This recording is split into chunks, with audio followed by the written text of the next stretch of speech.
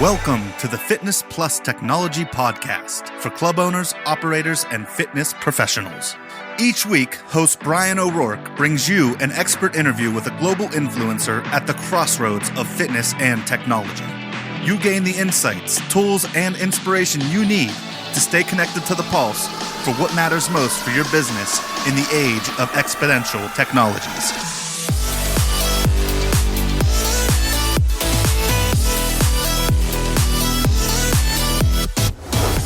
Hello, listeners. It's Bryan O'Rourke here. I hope this podcast finds everyone doing better as our industry continues to open up around the world. So I thought it would be appropriate to have one of my dear friends and colleagues, Tim Keightley, join us. Tim is now heading up fitness, sales, and operations as a vice president for Texas Family Fitness, which has a dozen locations in the Dallas area. And as many of you may or may not know, Texas opened up a couple of weeks ago. And so we were going to bring Tim on here to give you all insights as to what is going on, how Tim and the Texas Family Fitness team used the pandemic to do a number of things, as he'll emphasize and share with you what's actually happening on the ground there with their club. So I hope you find this of value. What's also important is that Tim Keightley, Dana Milkey, and myself are going to be doing a virtual event on health and fitness, the health and fitness gap, and closing, and how people can stay competitive in the gym industry of the future.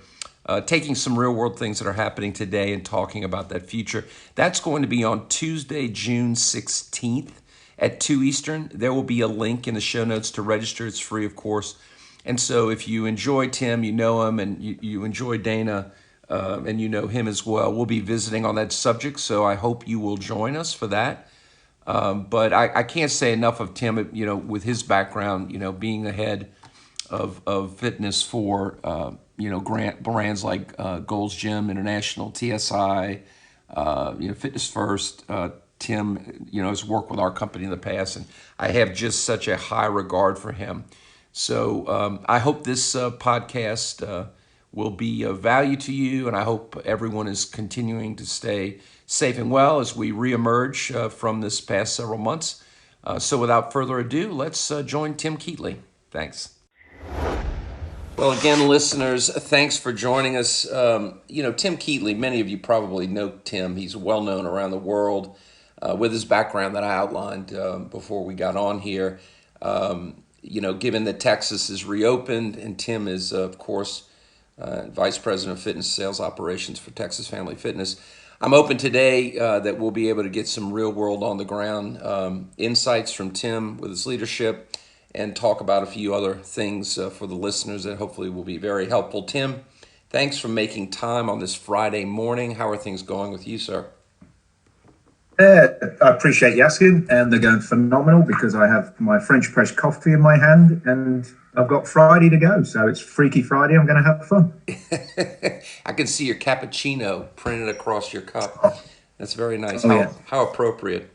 So Tim, many years in the industry space with what you do. Tell us what's happened at Texas Family Fitness with your 12 locations, and how you all have, and you've managed this this unique situation in the last few months. Yeah, I would say the same as hopefully everybody else in the world. Nobody really saw it coming. And if you were fully prepared for this, you probably weren't running your day-to-day business the way we should. When we closed on March the 19th, I believe it was, or 17th, it truly was a closure. And for a few days, it was a big question of what are we going to do? We didn't know if it was a week. We didn't know if it was going to be months. Some locations around the US alone are unfortunately still closed. But we took what was technically going to be a very negative glass half full situation, and we turned it on its head as best we could internally, because we have such a very strong positive culture here with the crew. And it's not only half full, but we could fill the rest of the glass during this time. So from our perspective, we took this as an opportunity, while we would never want this opportunity again, to optimize and maximize everything to do with the training, the setup, our systems. And more importantly, we kept all of our general managers on, many of our fitness service managers on, and between myself and two tremendous district managers I work with, Eric Rocher and Edgar Valdez, who are tremendous as well, we basically built a schedule from 8:30 till 5:30, Monday through Friday, every single week we were closed. And then within that schedule, it ranged from everything from ongoing training and development of things we were going to continue working on. It was a tremendous time for us to sit our people down artificially, I get it, with Zoom, and give them the time and the space to privately get into their Zoom work groups. We gave them simple questions such as, what do you think to our sales process? What do you think to the way we onboard a member? What do you think to the way we exit a member? How do you think we run the back end systems? For those 8 to 10 weeks where we were closed, this was going on every day.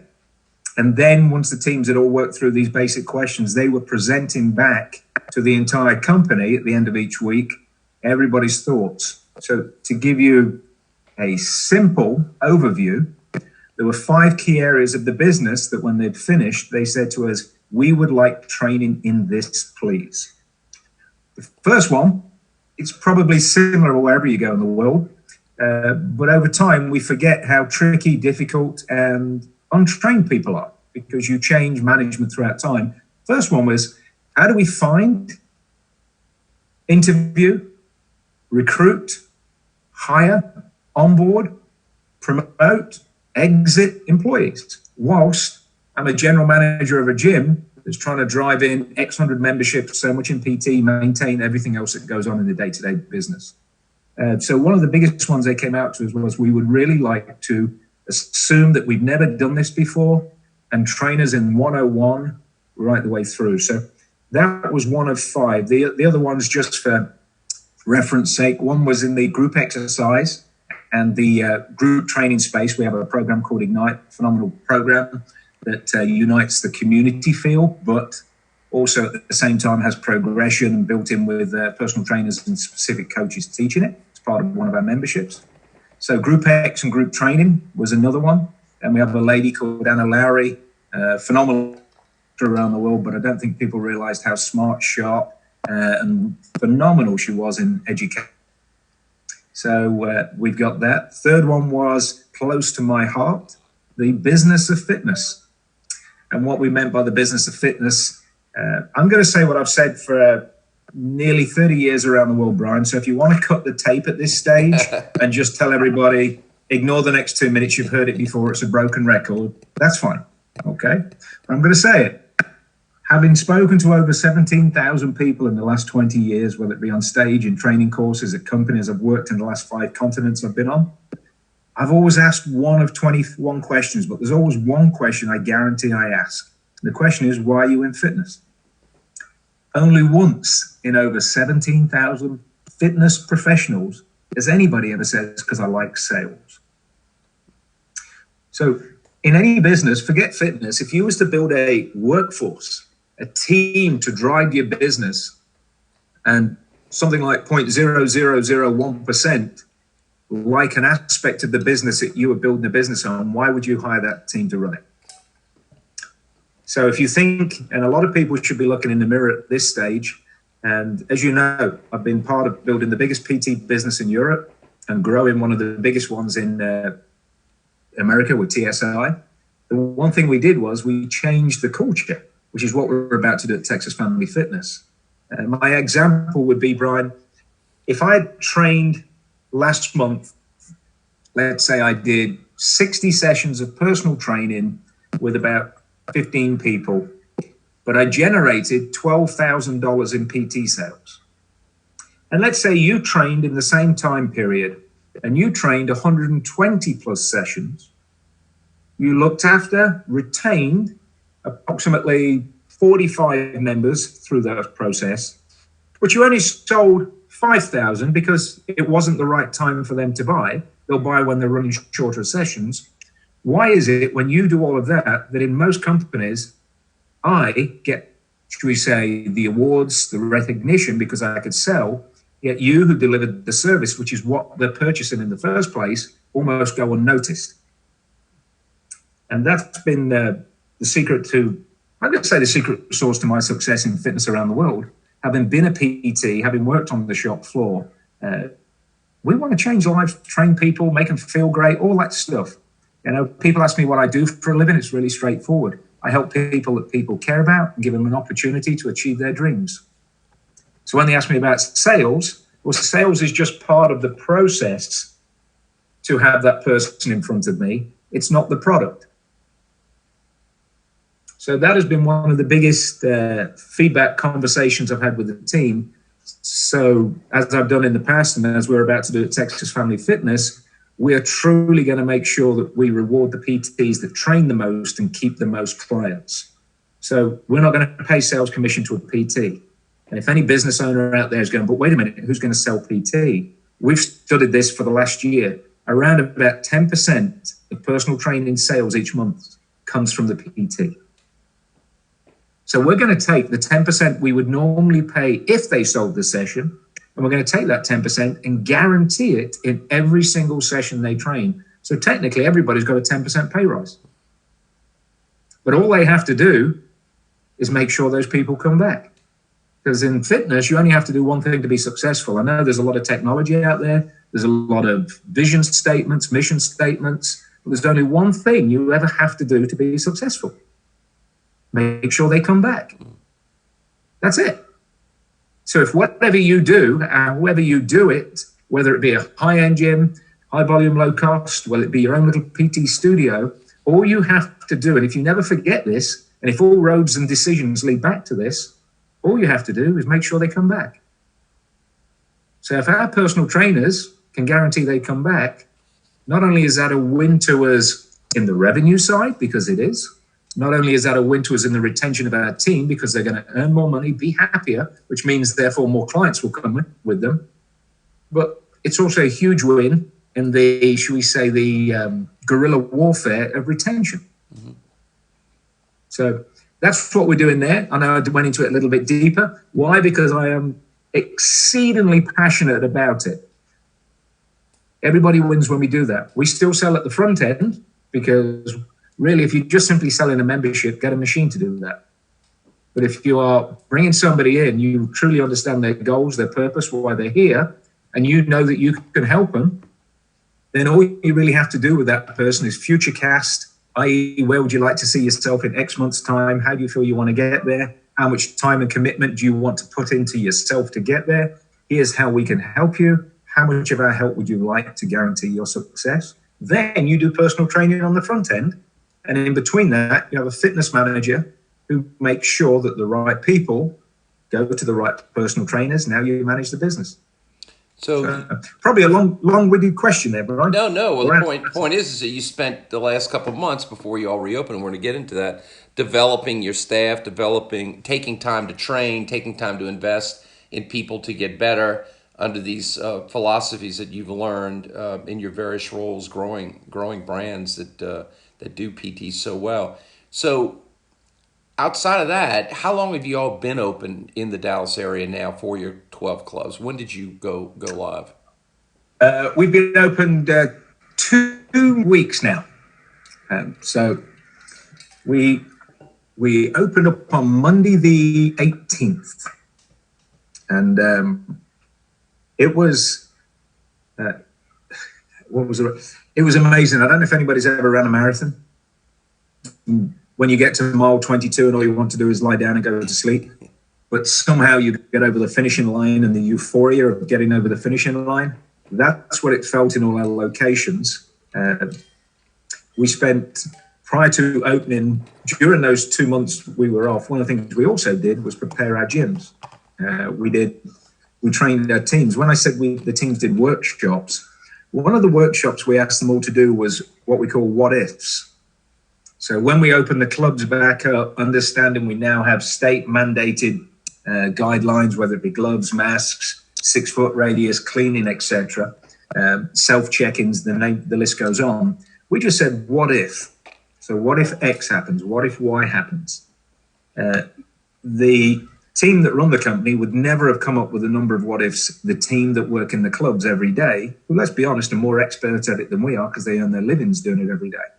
We came up with 170 different what ifs. So we delved into those, researched those, and before we opened, we built a brand new set of guidelines, SOPs for the whole entire company, and then trained everybody on it before we opened. And I can tell you, if you've not opened your clubs yet, if I could give one great piece of advice, do it.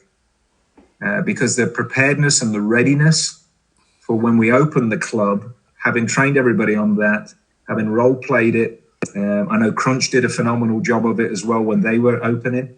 When we did that, we could now focus on the member when he or she came in, and also making damn sure that we, should we say, we're brand ambassadors, compliance ambassadors, and we could still manage the process. So that's what we did heavily before we opened. And obviously, like everybody else, we all became cleaners and janitors again because we scrubbed everything, soup to nuts. And we continue to do that. So we have, since we've opened, we have what's called compliance ambassadors. Every day, morning and afternoon, we have somebody, we put on a different shirt so everybody can actually see that's what they're there for. And their job is quite simply keep cleaning, keep cleaning. I think Blair McClaney said it best when he was on a podcast with yourself, cleanliness and friendliness. So that has been one of our two mottos, cleanliness and friendliness. If you're not being friendly, you should be cleaning. And while you're cleaning, you should be friendly. We've worked on that heavily because we all fall back into old habits once we get there. So that's been tremendous. In fact, 2 till 3 every single day in every one of our gyms. It doesn't matter your rank, your title, your role, your position. If you are in a club, you will put on a pair of gloves, you will put on your mask, and you will go clean for that entire hour. So we basically have every gym opened up as a zone clean. That's cool. That's cool. Tim, since you did all that and you've been open 2 weeks, what are you experiencing in the clubs itself? Like how are members reacting? What capacity did you open up at initially? I think you'd said 50%. Tell me about that kind of experience with the members and what you're seeing. Absolutely. I must draw attention to the first morning we opened. So we changed our hours, obviously. We were the first, should we call it chain? We have 12 locations. We are looking at more because the yin and the yang with what's happened, it's a great opportunity. The yang is nobody's really been earning revenue for the last few months, and we've also got to stabilize where we're at, but we are certainly looking at more. However, the beauty was when we opened our locations, every general manager was there at 4:30 on Monday morning because we reduced our hours to 5 in the morning till late in the evening. At 5:10, I went to our busiest location. We have about 10,000 members there. And we must have had at 10 or 5 in the morning about 40 people lined up waiting to come in the gym. And here's the irony. About 30 of them were standing as close as you and I would having a beer together. And then when we opened the door, they all spaced out 6 foot and were perfectly behaved. So, human beings, not human doings. They just be who they are. But they were tremendous. The members that day more than any other day, and hopefully everybody else will get to experience this if they already haven't. Members just coming in going, thank you, we've missed you. There's only so much I can do at home as good as it is. I need to be around people to motivate me. They remembered some of our, let's be honest, the face of a gym is front desk. It's the first and last impression you have. So, one lady I was with on that morning, a lady called Veronica, we call her affectionately Mama V. She's been with the company a while. She's like everybody's mother. As people were coming in, they were saying her name, she was saying theirs. It was just tremendous. So it was a wonderful sensation when we first opened. And it's continued. Yes, we've had a few hiccups like everybody else because people are going to forget social distancing. People are going to lean over somebody to get a dumbbell. So, yeah, we have those, but we trained on that. And to this moment in time, no real issues. Occasionally, we've had to ask people would you mind stepping away from here? Let's just remind each other of the scenarios. So throughout all this time, part police and part mentor with our team has been great. Some of the things we did, we actually only opened with 25% capacity. So we found in the beginning, a lot of members changed their training time. So you'll find your usage patterns change because they thought that the time they normally get or went would be too busy. But that sort of resonated back to where they usually go to. So we have that. We upped at 25%. We did no spin classes, no equipment-based classes. We have a program called Ignite, which is a phenomenal coach-led group training, progressive, should we say, training for the community, which is part of a membership. We haven't opened that either because of the amount of equipment it needs. So we've opened with limited services, no kids club, because let's be straight, that is going to be the hardest one to monitor. Yeah. And then obviously, like everybody else has done, we cordoned off every other machine of cardio. We've removed porous equipment like foam rollers from the gym floor. And then even outside of the gym floor, when we look at everything where we run our business, so unless it is essential, only one person in an office. We've even, like everybody else, put the stars down for when you're touring a guest or having a conversation with a PT client, etc. So a lot of stuff like that. It hindered us in the beginning because we're creatures of habit. Before you know it, you're sitting 2 foot from someone. But we seem to have got into a really good rhythm with that. And then we just received the great news this week that we can now go back to 50% capacity. So with that, what we're looking towards is bringing on some Group X classes now, because one thing we did in Group X that I thought was tremendous, again, with the help of particularly Anna, we went to every single Group X studio and we measured a 9x9 square foot radius. And then we actually cordoned off in the floor with blue tape and then an X in the center of it, all of these boxes. So when you go into your Group X class, that is your space. And it guaranteed a minimum of a 9-foot gap between people because sometimes they go left when they should go right. So while it might have reduced the capacity of the classes by down to some cases 10%, 15%, it still allowed us to have some members come in. And then coupled with that, one of our biggest takeaways as a company is the online opportunity, which we ran a complete online Group X program throughout the shutdown. And we're still continuing to do it because it's been received tremendously. And we will definitely continue to do that because while we don't have Kids Club, a lot of participants and a lot of instructors realistically cannot come until we get Kids Club up. Yep, that makes a lot of sense. What are your challenges? Are you facing many challenges right now with bringing staff back? I've heard, is that a big issue for you guys to get through?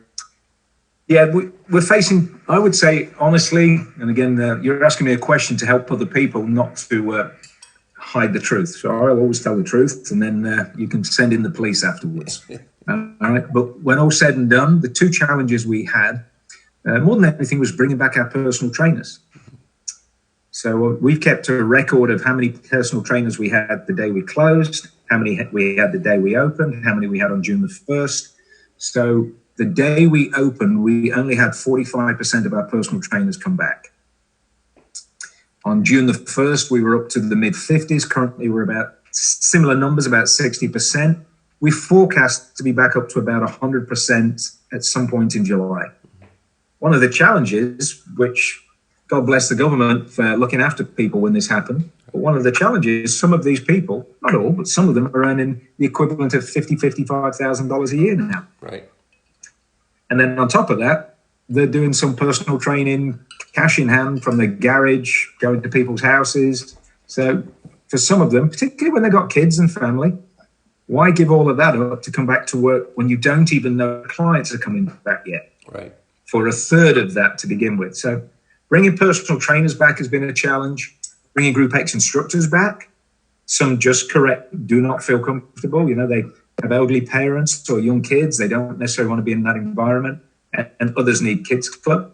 Those have been our 2 challenges. Outside of that, when it comes to all other members of the team, it's actually been great.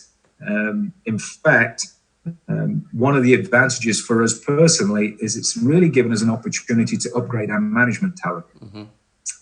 We've had a lot of people, for reasons that I won't go into, decided that wherever they were working previously is not where they want to go back to, or it's not open yet.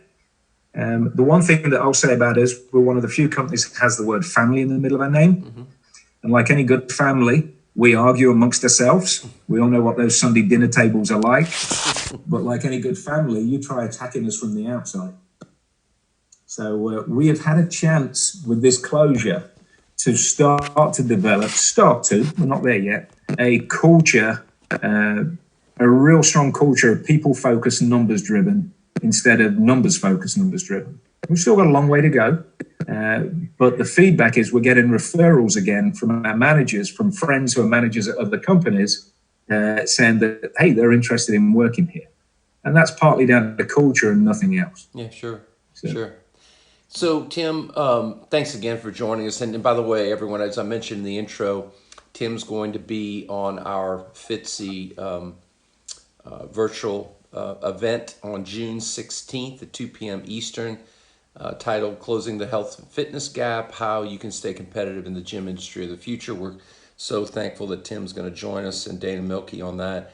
But before we go, Tim, and thanks for sharing all this specific information. I know the listeners right now, this is very valuable to a lot of people that are going through this, so they can hear your stories and what you all have done and are doing today. But would you, in closing, what are a couple of pieces of advice you'd give operators out there today in the coming months to keep mindful of? Are there a couple things that you would emphasize most, given your wealth of experience? Three things, if that's okay. Yeah. I'll always ask for one more than you offer me, Bryan. All right. One is related to the people that matter most, i.e. the internal customer, your team.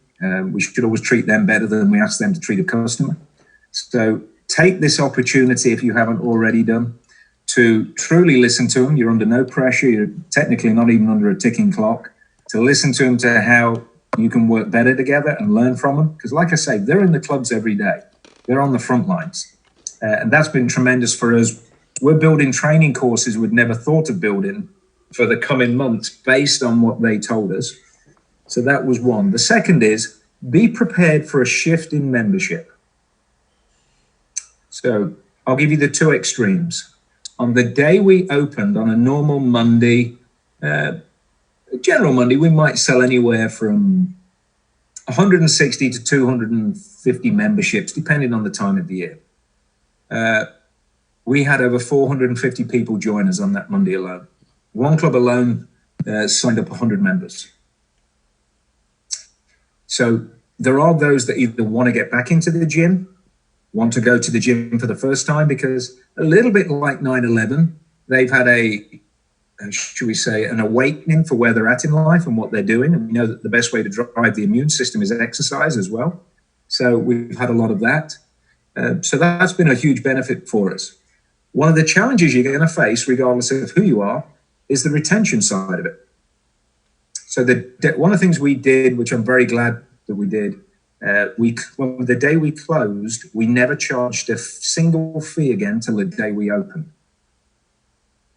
Now, that doesn't mean that everybody's happy with you, because there's still those people who don't want to come back. So there's that issue. So be prepared. Make sure everyone's trained. Make sure you have your plan A, B, C, D, probably all the way down to Z, for those members who say, I want to cancel, I want to freeze, or for whatever reason. So we have changed one of our policies for the short term. So any member that wants to freeze, or cancel, should we say, we're offering a 60-day freeze at no cost. 60-day freeze at no cost. Go online, use our online trainings, and when you feel ready to come back, when you feel confident, come back. Yep. Worst case scenario, if they don't come back, we're still maintaining a great reputation, and hopefully, they will still talk well about us in the future. So I would say absolutely, look at your people first, see what you can learn about your business. And then secondly, be prepared for a new influx of sales, but also be prepared for those that do not want to come back. Yep. Good wisdom, my friend. Very good wisdom.